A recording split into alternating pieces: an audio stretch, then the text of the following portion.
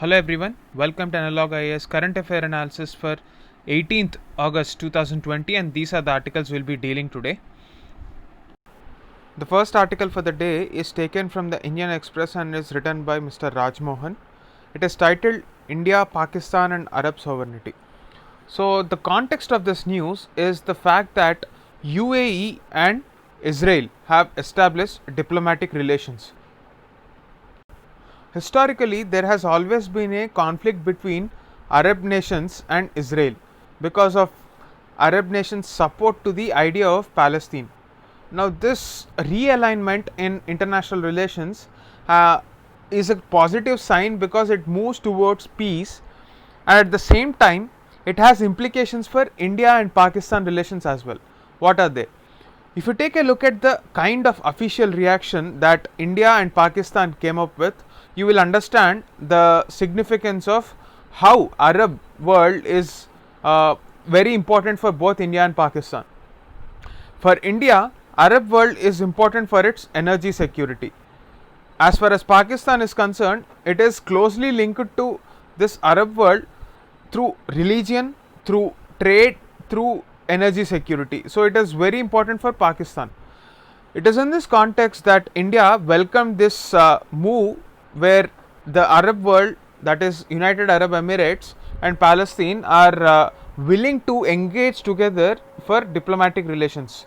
This is given the fact that India has close relation with Israel, whereas Islamabad, that is Pakistan, does not have any proper diplomatic channel or diplomatic engagement with Israel given its pro-Palestine stance. Therefore, Pakistan is now in a fix to understand its next step, because if it takes the support of the pro-Arab voices which support Israel, it would be antagonizing its place as an Islamic nation in the Islamic world. So, what are the foreign policy choices available with Pakistan, and what are the implications for both India and Pakistan? That is the focus of this article. If we take the case of India, after Prime Minister Modi came into power, we have engaged with the Arab Gulf very closely. So, in the last 6 years, the engagement has only gotten deeper. On the other hand, Pakistan is witnessing a decline in its relations. For example, Pakistan has been angry with UAE's invitation to India to address the Organization of Islamic Cooperation. So, Qatar even went to the extent of saying that Jammu and Kashmir is an internal issue of India and we should not intervene it at the Organization of Islamic Cooperation. Even the hardcore pro-Islamic supporters like Saudi Arabia were also reluctant to comment upon the Jammu and Kashmir issue, citing that this is an internal issue of India and we should not intervene in the internal affairs of a country. So, this is different from the conventional stance that most of the Islamic nations take with respect to Jammu and Kashmir. So, we can say that to this extent, India has been very successful in containing the pro-Islamic voices in the Arab world. So, we have to understand the dynamics in a larger context. Saudi and UAE say that they have certain threats from Turkey and Iran. So, Turkey and Iran are the evolving partners of Pakistan. So, that is the reason why Saudi and UAE are aligning more with India rather than Pakistan.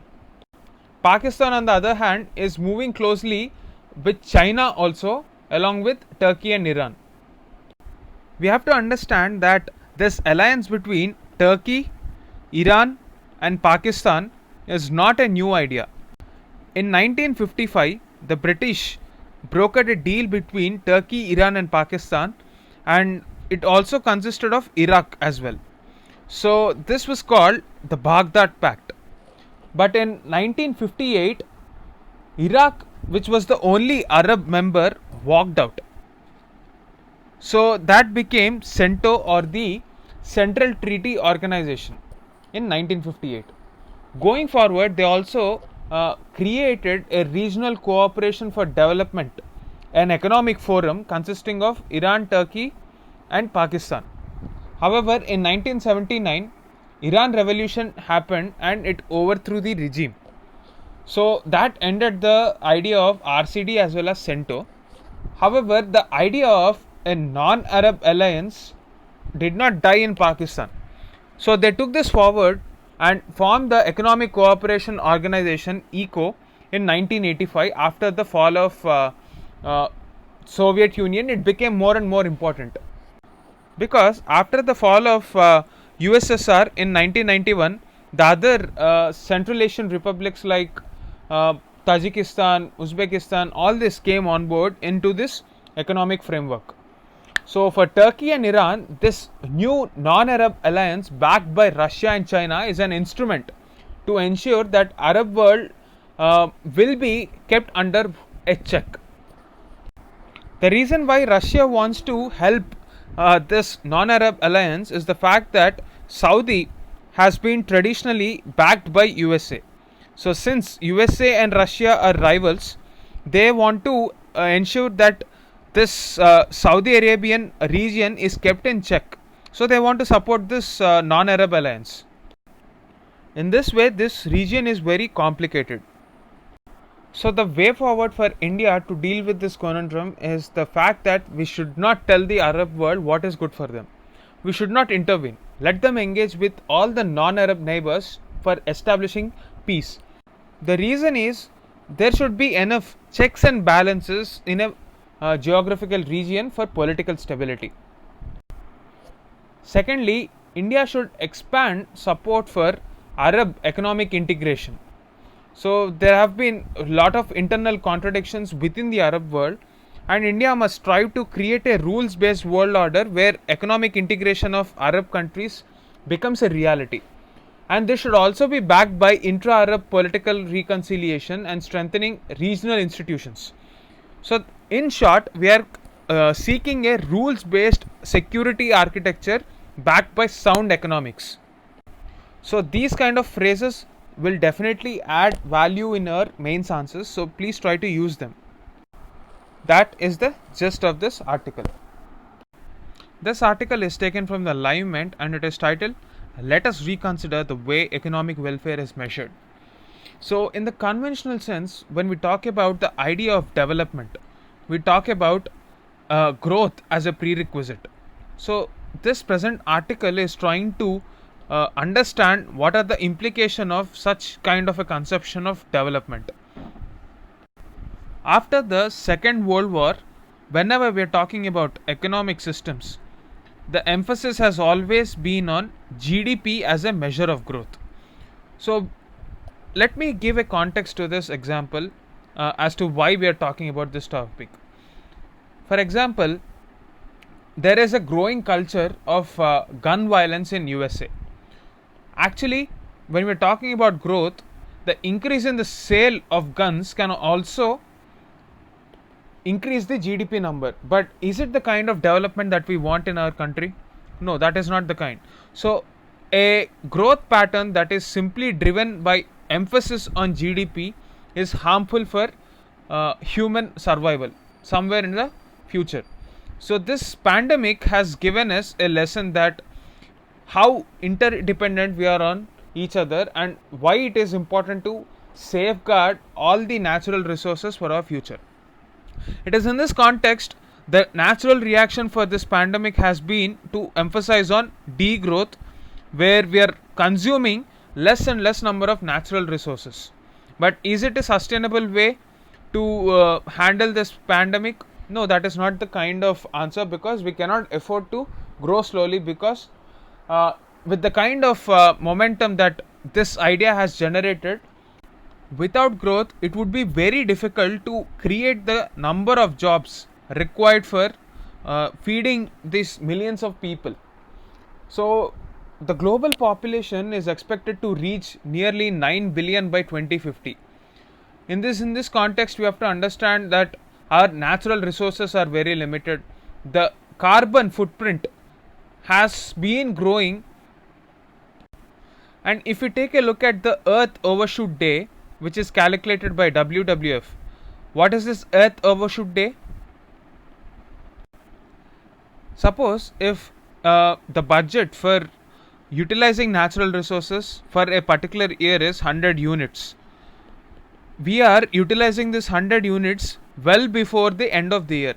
Say in this last year, we have utilized all the natural resources budgeted for that year by July itself.